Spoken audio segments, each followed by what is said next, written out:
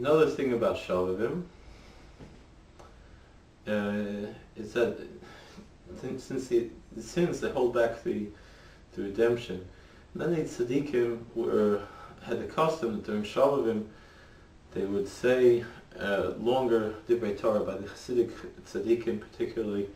Let's say the Dvar Torah by Shalashudas might say the Satmar Rebbe on regular Shabbos might be an hour, but Shovavim might be 2-3 hours.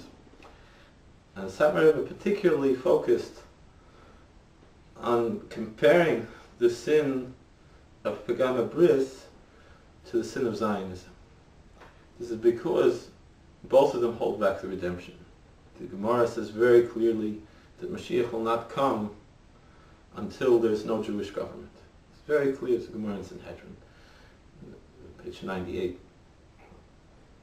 And so this tremendous sin that they set up a phony government, an anti-Messiah government before Mashiach, is holding back Mashiach from coming. Mashiach would have come already if it wasn't for this government.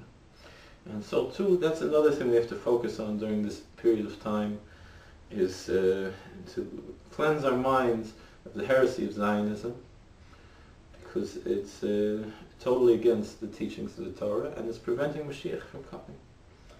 And the Satmar Rebbe spoke much about this. I read one rabbi who I respect very much. He said that during Shovavim that Murphy's law is in control. Another rabbi who I know, he said he heard of this idea of Murphy's law, a great rabbi from Jerusalem, Tzvi Zilberberg. He said that, and I don't want to mention the first one because it was Tzvi, he wasn't referring to what this other rabbi was saying, but he said that the concept of Murphy's law is heretical. You can't think that things are going to go bad.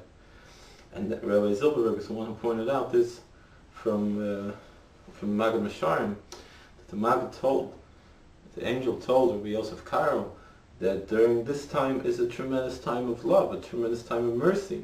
We can accomplish more during Shovavim than we can any other time of the year. Because it's hidden in secret, most people never heard of it before.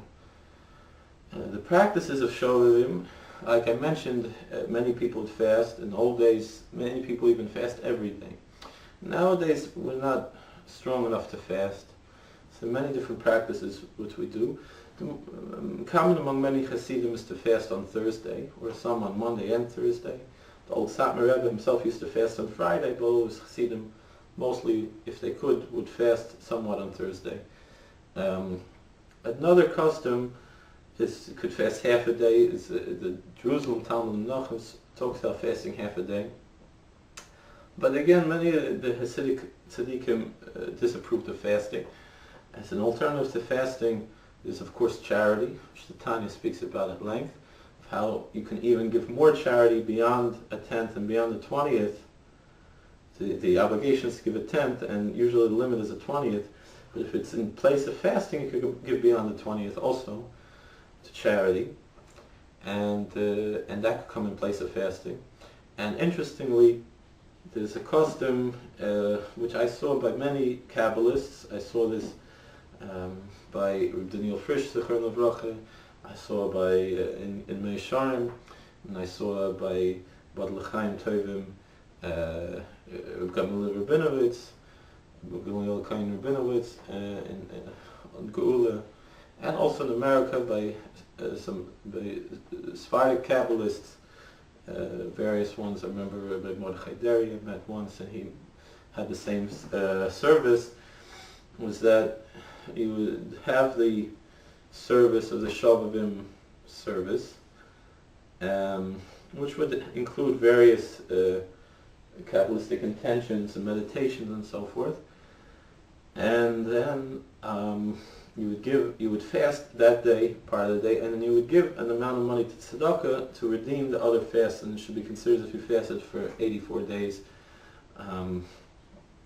What in some places they would do is they would have a certain amount of money set aside, and you would buy it for a lesser amount of money, whatever. You could buy the money, put the money in to buy this, and you buy these just like we do, like for Machzah Shekel. You pick up this large amount of money and give that to tzedakah, and then it's considered as the tikkun Shovavim as if you fasted as if you gave that much money to the tzedakah, which would be equal to fasting for 84 days. You should note that the mitzvah of Pidyon Ben, which is a very rare mitzvah, doesn't come up so often, because how many people have their firstborn as a son, and how many people, neither the father or the mother, are a Kohen, or a daughter of a Kohen, or a Levi, or the daughter of a Levi, and how many have a natural birth.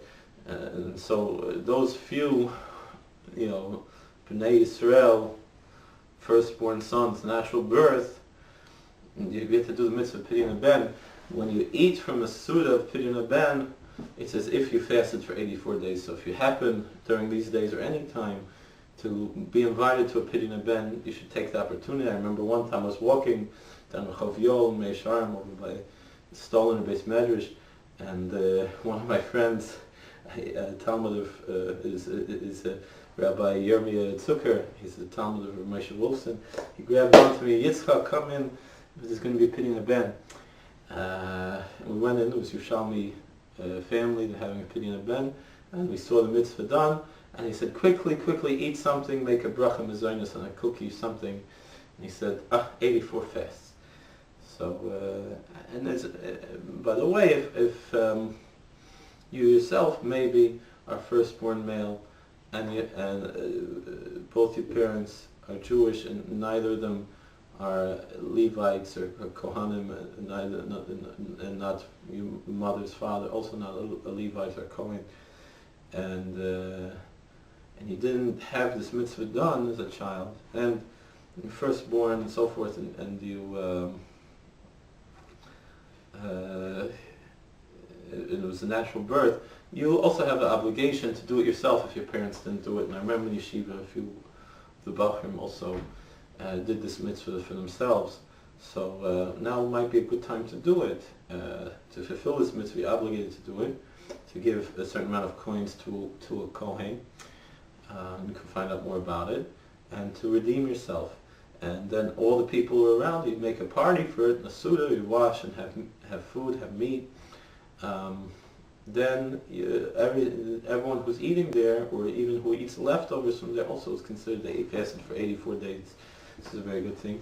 Another custom particularly observed in the Sephardic community is the Tainas Dibur, which is a fast from speaking, like a vow of silence for a certain amount of hours. And this is observed in many places, but in the Sephardic community they actually have it, which means you're still allowed to pray, and you have to say the prayers, and you're allowed to study Torah, but you're not allowed to say anything else. And one custom is actually to recite the whole book of Psalms 3 times during the Tainas Dibur, and to give tzedakah as well. To do all 3 at once, give tzedakah and fast during the day, and say Psalms 3 times. It's a tremendous thing. Any one of these things are good, or even if you don't do any of them, to do something for Shovavim is very good. I know it's a wonderful thing now that many communities which did not observe Shovavim now are starting to make this a time to review the laws of family purity, which are very complicated and need constant review all the time. I remember a friend of mine, he told me he remembers old Kasher Rav, Zecher Tzadik Levracha, Berfol Blum, old Kasher Rebbe, and he said he saw him sitting with a group of old men studying the laws of family purity. Now, first of all, none of them would applicable to them anymore. They were too old, their wives were too old, and they all knew it already, but they were studying it because it's Torah. And so it's anyone who's married already should always be reviewing these laws, so they can familiarize with them, especially this time of the year is a good time to study. Alright, well, we should be worthy to make a tikkun for Shovavim. It's a very painful subject, and we all fall short, so we should be worthy to have a tikkun and to have a good year of tshuva, ma'asim tovim, and make the most of these tremendous times.